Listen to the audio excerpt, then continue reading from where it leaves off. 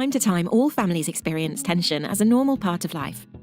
For some families, it can be such a big part of some days that it can feel overwhelming.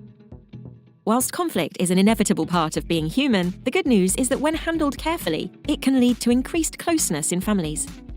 However, not dealing effectively with conflict can lead to problematic coping behaviours and patterns. How you as a parent deal with conflict can be rooted in your past experiences of conflict.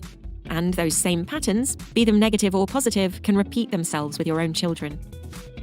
It can feel daunting trying to unpick something so complex, and finding a positive way forward can feel out of reach at times. There's a model which can help simplify the patterns of behaviour we typically fall into when dealing with conflict. It's known as the drama triangle, and was first described by the psychologist Stephen Karpman. The drama triangle provides a model for thinking about how to behave when conflict arises. There are three main roles that everyone tends to take up at different times: the victim, the rescuer, and the persecutor. The victim role. It's important to recognise that this isn't referring to situations where you're an actual victim, for instance, of a crime. Instead, it's about how you feel.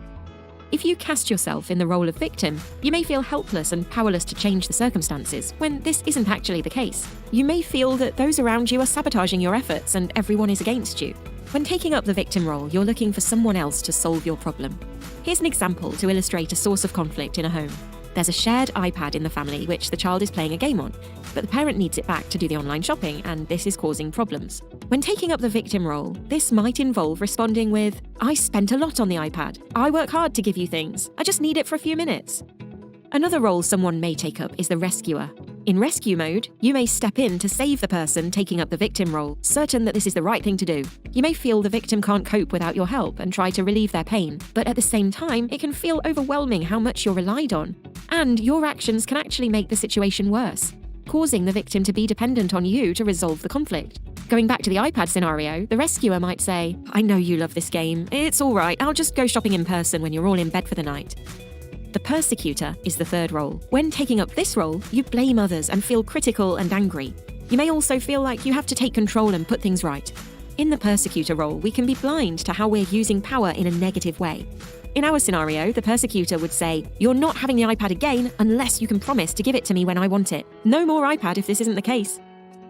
It can be difficult to pinpoint which role you typically play, especially as you may switch between the three as the drama unfolds, and you may also tend to take up different roles at home, at work, and with different friends and family members. However, none of these roles are helpful, and taking some time to acknowledge and recognise your own tendencies can help you step outside them, and in doing so, navigate conflict more productively. So, how can we break free of these roles and build a more positive and nurturing home environment? If or when you notice yourself taking on the victim role, the first step is to avoid blaming other people. Take time to challenge your beliefs and really take responsibility for your own thoughts, feelings, and behaviours. Going back to the iPad example, you could recognise that there are competing interests. You both want to use the iPad, and whoever is unable to use it will feel frustrated. Use problem-solving skills to address issues which arise and seek help if you need it, but also remember to be compassionate with yourself. When finding yourself in the role of the rescuer, the way out of this is to step back from thinking that you, on your own, need to fix things. For instance, with the iPad, you can hold in mind that postponing using it will leave you with little rest and relaxation time later in the day, and recognise that you need downtime too. You can work together with the person cast as victim to jointly problem-solve ways forward. You can also ask others to help. Finally, when working on avoiding taking the role of persecutor, a goal should be to be assertive instead of aggressive. You should try and diffuse the tension so joint solutions can be found. The quickest and easiest way to do this is through empathizing and showing understanding. With the iPad, you can share the dilemma.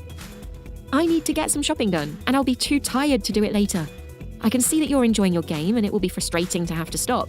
I'll give you 5 more minutes to finish up as much as you can, and then I'm going to do the shopping." It's powerful to use I statements instead of you to lessen the blame on the victim. An example of this might be a child or young person wanting to go somewhere you don't feel comfortable with. Instead of saying, "You cannot be trusted," try, "I don't feel comfortable with you going there." This isn't a magic fix, but it will certainly cool the drama quicker. In the heat of the moment, it can be difficult to remain calm, but it's worth paying attention to your tone and the volume of your voice, as this can exasperate upset. Conflict is an inevitable part of family life. Drawing on the drama triangle can help navigate it. And always remember, when conflict has arisen, regardless of how well we cope in the moment, Afterwards, remember to reconnect with your child or partner after any conflict and reassure them that your love is unconditional. Our film on emotional relatedness provides information about this.